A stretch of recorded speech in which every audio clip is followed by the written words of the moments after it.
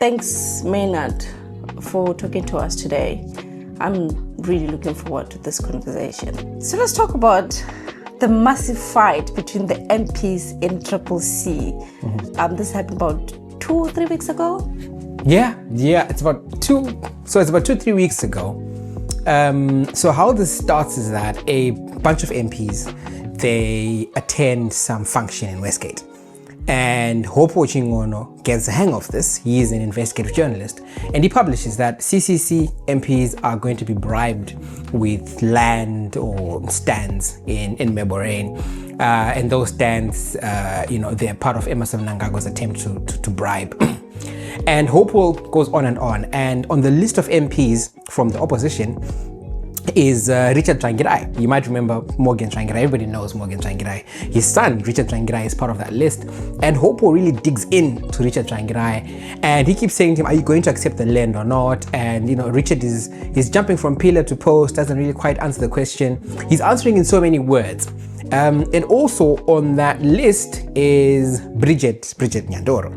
And she's another MP. And later on, Bridget Nyandoro then takes to Facebook to say, hi Hope, I'm being attacked for my name being on the list of people that are said to receive stands, and the people that are giving you this information, they pretend to hate Zanu PF, they pretend to be opposition, but they're also fighting. But more than anything, she takes a dig at Joanna Mamombe, who is the MP for the Meborain area. I think it's Harare West, if I'm not mistaken. So she takes a huge dig at Joanna Mamombe and somebody called Denford Ngadziwore.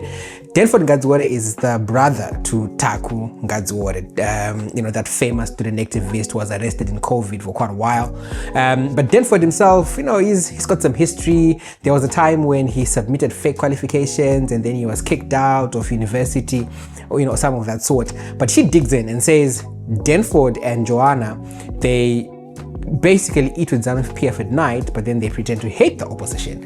And she goes on to allege that, so she kind of insinuates that Joanna is involved with Zanu PF people, something about a boyfriend, or you got arrested. It just gets very messy and very personal. And then that fight just blows up on social media. Voice notes get distributed everywhere. It's basically civil war within the CCC, at that point. And I know that sounds a bit mute because civil war has been happening in the CCC for a while, because there's the whole Chabangu Chamisa. That was pretty much civil war in the CCC. Then now there is Chabangu fighting Washman Ngube. You could say that's also, like a civil war. But in essence, that's the fight. And Joanna initially doesn't want to respond, but eventually she does. She responds twice. But that was essentially, the fight. Opposition MPs get gifted land in and this is like prime land, right? It's some of it is even on wetlands, but it's prime land. It's this huge stands, and at the time, it's like, hey, look, opposition MPs are getting, they're getting gifts from Emmerson Mnangagwa. So that's basically it. If I answered you correctly, that is. That's interesting. Who are the characters and how did this happen?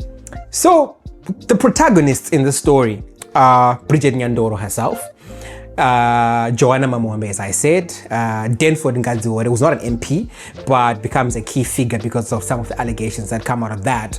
And then you've got Richard Trangirai, and obviously Hopo Chingono, because he's the one who first gets a hand of this information. And I think those are the main characters. But you can't excuse Emmerson Mnangagwa, because, by the way, the issue is that the MPs are getting this land as a bribe from Emmerson Mnangagwa so that they don't vote against him in future. Okay. Yeah. Bridget Nyandoro. I hope I'm saying her surname right. Nyandoro. Yeah. What exactly does she say the issue is then? And what are important points in this case? So Bridget Nyandoro raises a number of different points. We're going to have to split them between what appear to be personal issues and what appear to be issues of, I can't really call it governance and government, but issues of political principle. So her first issue in combining all of the posts is that she says the MPs that leaked that gave Wopol information that she was part of the opposition MPs that are getting land, they did that to demonize her, yet they equally have got relations with Zanu PF. So you understand, when you're in opposition, right, there is this unspoken agreement of trust and faith that says you're in opposition to Zanu PF. So when you're in opposition but getting gifts from Zanu PF, it's really seen as like the kiss of death. You know, it really looks like you've gotten in bed, you know, with Zanu PF. Or in this case, these gifts are coming from the government, right? But Zanu PF kind of is like the government, so you know, you kind of start chasing your tail a little bit. But when you're in opposition, you're not expected to be moving, you know, hand in glove with the government, with Zanu PF. So when you're accused of that in the opposition, it's a big thing. And she then says, the people accusing me of doing this, they also do the same thing, they do worse. I am receiving land I am entitled to as an MP, because as an MP, you know, they get cars, they get $40,000 US. Well, they got 40,000 the last time, they might get more this time, but they get these perks as members of parliament. I'm entitled to that. It's not a bribe like you're saying, but the people alleging that I'm now in bed with Zanu PF, they are also in bed with Zanu PF. And then she then takes it a step further by then alleging that Joanna Mamombe is in a relationship with a named person who is in Zanu PF, or rather the grandchild or the son of an unnamed person. She brings up Beitbridge. The country's vice president is from Beitbridge, so people immediately start saying, oh, so she's dating Kembo Moadi's son or Kembo Moadi's grandchild. And she alleges that there's been a violent spat, or Joanna got arrested and so forth. None of it is substantiated, and there's no evidence of any of that. But that's what she says is her issue, that you are getting us maligned by the public to say, you know, takatengesa, or I don't know how you would understand it in Tswana, but basically that you've betrayed the struggle. And she's saying, you're saying I've betrayed the struggle, but I have not betrayed the struggle. I didn't do that. You people who are saying this, you've done worse. And then along the way, there's also a couple of other personal issues, because then we find out that the reason she is an MP is because she has a child with Nelson Chamisa's biological brother. Right. And she then mentions that she's got problems with Nelson Chamisa's brother, and that they've had a 9-year relationship. In that 9-year relationship, she then says Nelson Chamisa's brother raped me. She also says Nelson Chamisa's brother abused me, and then Nelson Chamisa's brother is not taking care of the child. And Nelson Chamisa has done nothing about it, and also Joanna Mamombe has done nothing about it. This is what she's putting across as her issues. So like I said, we separate them because, you know, naturally this is the gap. We don't really want to get into people's pants unless it's a matter of, you know, public violence or public crime or public health. But this is what she says. So there's the issue of, you guys are calling me a betrayer, but at the same time, you guys do worse. And then there's her personal issues with the Chamisa family. And then those revelations about how then she became an MP. So those are like sort of her issues, yeah. Cool. Okay, and what about Joanna Mamombe, who she seemed to have taken a huge aim at? What does she say? What does she initially say about this? So, Joanna at first doesn't want to respond. And because at the time, incidentally, when this land is supposed to be given to MPs, Joanna is actually waging a fight against the government trying to do that, because the land is in her constituency, and some of that land is not marked as being residential land, right? Harare is already struggling with a lot of water problems because you've had stands that have been built on wetlands. It's affected the entire ecosystem. So Joanna doesn't want this happening in her constituency. So at first she says, I'm not going to respond to this because I've really got important work to do within the constituency. And I mean, like I said, I'll give her that. I'm from her constituency, not an opposition fan myself, but I see the work that she does. She's generally available. So she says, hey, look, I'm not going to respond to this. I'm really, really busy. These guys are going to use our prime land, you know, they're going to convert it for residential purposes. That shouldn't be the case. So that's her first response. But then Bridget goes on and on. Right? And when Bridget goes on and on, the allegations, they get more damning, because then, like I said, then she introduced the case that I was abused, he did nothing about it.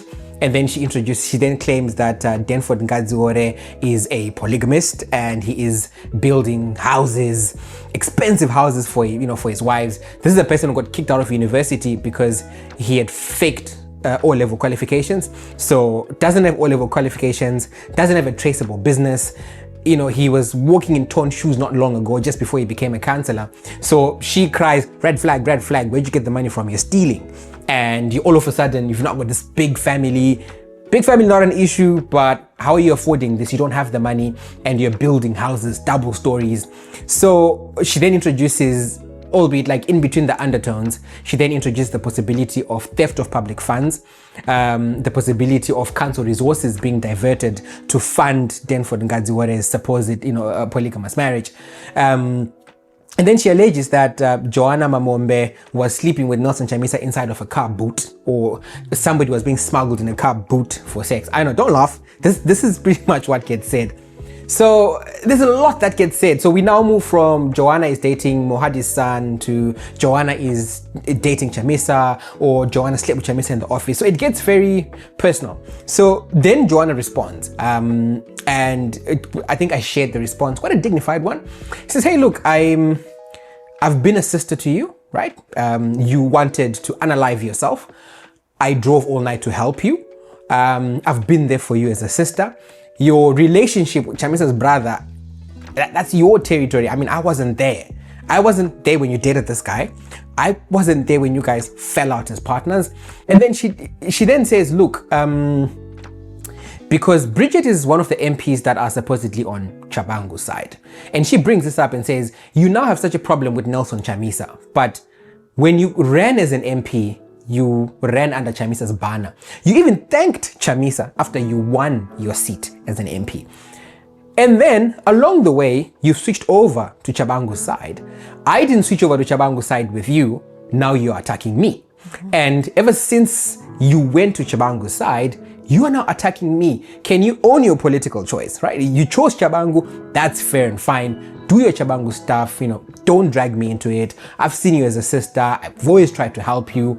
And I think that's about the last that Joanna responds. Afterwards, she just goes about her life, starts doing with school, because I think Joanna is at Oxford or something at the moment.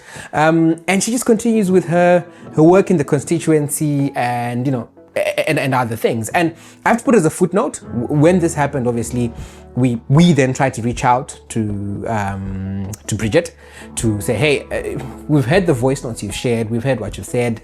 There are some elements that are concerning. Can we talk to you about this? Can we get a right of reply? She then says, these matters are very sensitive. I need to take time to myself before I can respond to you. And then naturally, when somebody says they are dealing with something that's potentially sensitive, affects their mental health, the ethical things for us to put the brakes. So we put the brakes and she never gets back to us, just in case people wonder. In terms of Joanna, she, having said, I'm not going to respond, I've really got important work to do, which we understood. She then does the other response, which we then share. Pretty interesting. What else does she add? And what does Bridget then also say? I think she doesn't add much after that. There's a number of voice notes in a certain WhatsApp group. And then there's a number of responses even in the comment section on Joanna. But the rest of it is just, you slept with this person in Zanu PF, you slept with that person in Zanu PF, or you sleep or intend to sleep with that other person in Zanu PF. And then for Denford, it's you are funding your lifestyle using stolen funds from council. And it just goes on along that path. And then Joanna just shuts it down. She responds once and for all, and ends it, like I said, ends it with the usual. You chose Chabangu, you ditched Chamisa, you betrayed him, own your political choice. As for the personal things, she says to her, look, if you are alleging that in the course of that relationship you were sexually assaulted, please go and report it to the police station, because that is a serious matter that requires the police. I can't offer you solidarity. What you need is legal help, right? This has to be a criminal matter, and take it to the police. And not much is said about it afterwards. Okay. What can we make out of this squabble? What are the key things with regards to the opposition? What are the key things? Not much. I mean, the opposition always has a lot of internal squabbles, whether it's Makombore Raduzishe exchanging some subliminals with Obey Stole, or it's Fadzai Maere and Ostalos, or Ostalos and somebody else.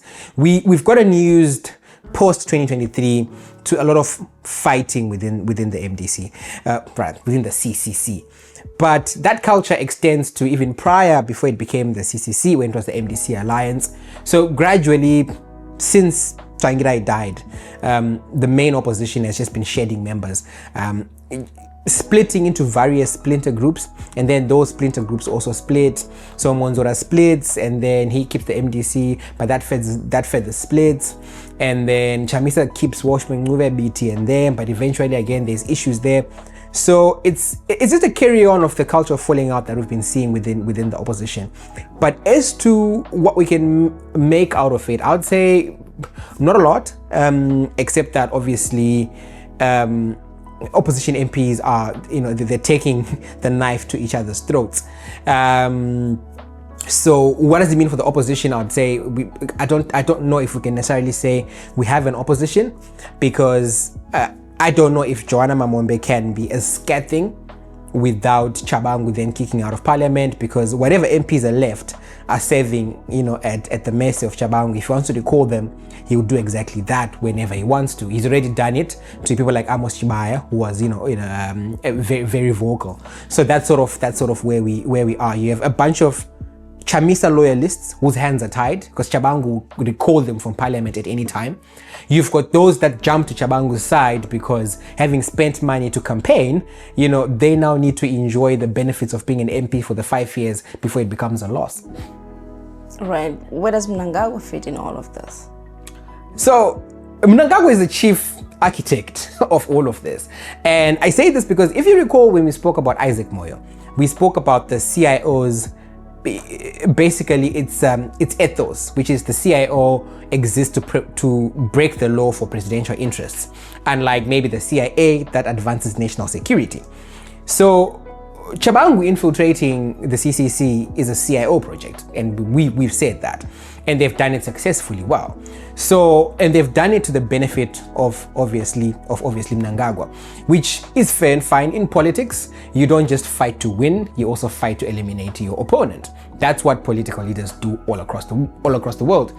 It's a dirty game. So that's where he fits in that. He's the architect of this. And maybe if you say, well, but he's not the direct architect, it's other players, he's certainly the beneficiary, because the absence of an opposition means at the moment Zimbabwe is almost a one-party state, because there's no functional. Chabangu and them are not the opposition. They're pros, and they go to the president's farm. That's the equivalent of you hearing that Helen Zille is going to Cyril's farm every single weekend, or Helen Zille is entertaining debates about Ramaphosa amending the constitution for a third term. So substitute Helen Zille for Chabangu, you kind of get you get the gist of it. Right, then let's talk about the three big points here, right? Impeachment, amendments of the constitution, and 2030. Okay. What is the deal with this? Because Mnangagwa already said he doesn't want term extension. So what all this bribery talk about? Is it even true? Can it be it? So impeachment, I can sort of understand. Impeachment comes in because Geza says he's going to get Mnangagwa impeached, right? On the face of it, we've seen no evidence that is the case, because there's not even an impeachment motion tabled before Parliament as we speak. There was none tabled before Parliament even took a recess. So it's something we've read online, Word documents that are printed and typed, not stamped. We don't know the genesis of them. It's something we are reading online. And as we've learned, there's a lot of emotive creations that got on the internet that are not really founded in truth. So impeachment aside for now, because it's not even before Parliament as we speak. The second one was amendment of the Constitution. That is something that is certainly possible. Zanu PF has the majority to do so, and when you then add their Chabangu sidekicks, then they've got more than another majority to add to that as well. So that is again, a possibility. And then I know you said, Mnangagwa has said maybe 5 or 6 times that I don't want to be president beyond 2028. That's fair and fine. That's what he's said. But the challenge is all the chess pieces on the ground that are being moved are pointing in that direction. Chabangu takes over the CCC, ensuring that there can be no resistance to Mnangagwa changing the constitution or surviving an impeachment vote, or whatever that comes out of all of that. Chabangu is not the biggest beneficiary in that. It's Emerson Mnangagwa and Zanu PF. The death of opposition in Zimbabwe benefits Emerson Mnangagwa. You look at all of the other things that are aligning, right? And this including senior figures in Zanu PF who are openly saying we want Mnangagwa to rule beyond 2028. And effectively saying we want to violate the constitution. That is exactly what we're going to do.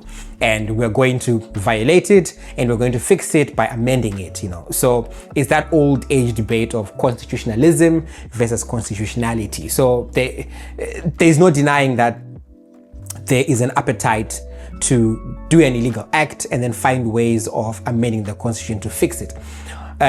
Think of how, for instance, the coup happened in 2017, but after the coup, there was then a High Court judgment to say the coup was legal. So it's normal in Zimbabwe that something untoward will happen and then the law will be bended in future to accommodate that, right? So there's precedent for that happening.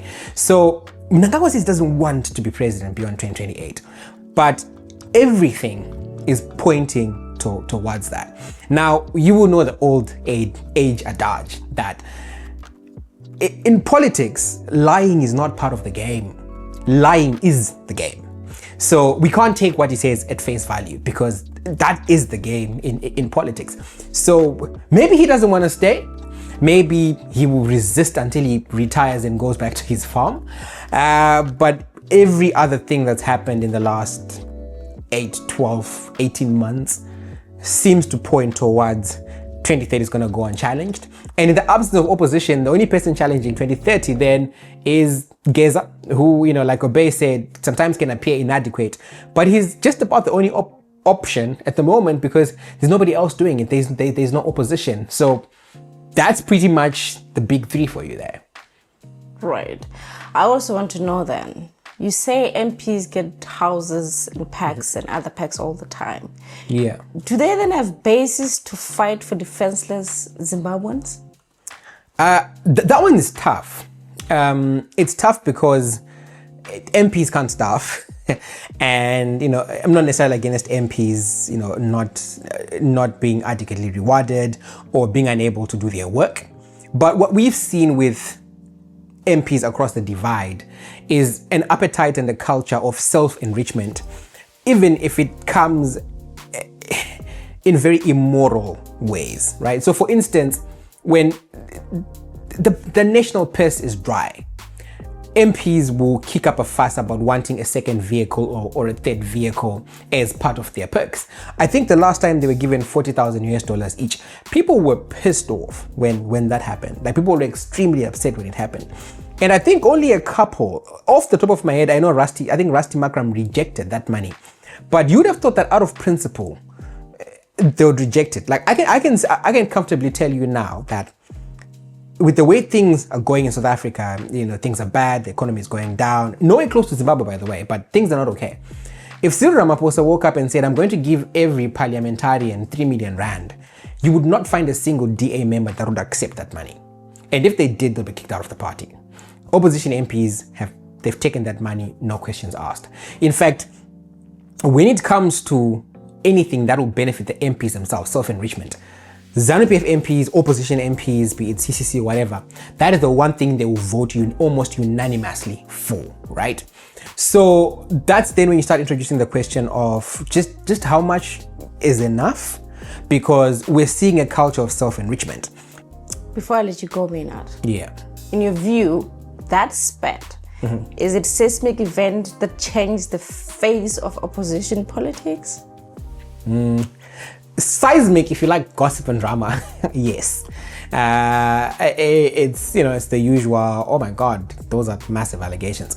But in terms of changing the face of opposition, no. And I say no because at the minute, there isn't much, you know. Nelson Chamisa, for one reason or the other, knows, only he knows what he is up to. He is, you know, all about his Bible. He's not getting involved. But when you look at the behavior of the MPs that were elected under his banner, right? You can sort of understand maybe why he wants to run solo. because these guys have got a bastardized moral compass. It is so bad. So maybe Chamisa is right in that, hey, look, even if I wanted to build a team and look at the kind of characters around me, and these characters came after Chamisa went to great lengths to try and, be in control of the candidate selection process so that it wasn't just open and democratic. He said he wanted to root out people, with other agendas and so forth. That's ended up with, people throwing allegations like the kind that you're getting from Bridget Yandoro. That process created your Chabangos, for instance. So you look at it and think, okay, so maybe Chamisa's got a good reason to not be involved because there's no one who's trustworthy, around him. So whether this can change the face of opposition, I doubt. Another thing, Boipelo, is that the opposition is such a personality-driven thing that even your most popular opposition figures, if Joanna Mamombe stood away from Chamisa, regardless of the good work she's doing in Harare West, she would lose that constituency. So Chamisa is the only game in town when it comes to opposition, right? I think even everybody accepts that if Geza had been able to invite Chamisa into his protest or his stay away, the landscape of that movement would be something different. Chamisa can put 100,000 people in the streets tomorrow. That's the kind of power that he has, but it's built around him as a person. So can opposition change fundamentally because an MP who supports Chamisa and an MP who has beef with Chamisa's brother, and by extension Chamisa himself, had a falling out and they started getting into each other's panties? That shouldn't change the opposition as much. At least that's my view. But where it might be seismic is that the ruling party essentially continues to operate as a one-party state, and that's not healthy for the democracy itself. In the past, we've known that Zanu PF has always performed better when there are checks and balances. So you think of the period of the GNU when the MDC made a significant, they were a significant chunk in government. They could rein them in. Mm-hmm. So it's seismic. In Zanu PF they'll be rubbing their hands because, make no mistake, Zanu PF is at its weakest right now. And I say this because in the last couple of elections, Zanu PF has won comfortably, but Emerson Mnangagwa has always been outperformed by his party. So there's a lot of people in Zanu PF that don't believe in Mnangagwa's leadership and choose to vote for Chamisa. A stronger opposition leader, or like maybe you'd say, think Changira in 2008, would have no problems beating Mnangagwa left, right, and center. We don't kind of have that at the moment. So Zanu PF is at its weakest. Lots of infighting, things we never used to see during Mugabe's days, things that sometimes make you look and think, is this how comrades behave towards each other? Think of Chris Mchango, the spokesperson, releasing a statement on official party head attacking the Minister of Information. That used to be, that's extreme indiscipline because he's attacking an appointee who's being deployed to government, and him having no respect for him. When people say to him, when people that we know were close to him were saying to him, "Hey, why did you attack him?" So he outright said, "I want to drive out Junior." So those kind of things will not happen under Mugabe's Zanu PF. So Zanu PF is probably at its weakest. It's going to renew. I'm sort of jumping the gun, but I think one of our analysis episodes is going to look at the various factions we're now seeing in Zanu PF, because you've got Mnangagwa, his children, and his children's friends. Then you've got people who are sympathetic to Chiwenga. And then nobody's talking about the other Zanu PF guys, the old guard, your Chinamasas, your Obetum Pofus, the guys who were in the Central Committee during Mugabe's time and also during Mnangagwa's time, who are no longer ministers, by the way, who've been relegated to do party business. And they are regrouping and recollecting into a formidable force of their own.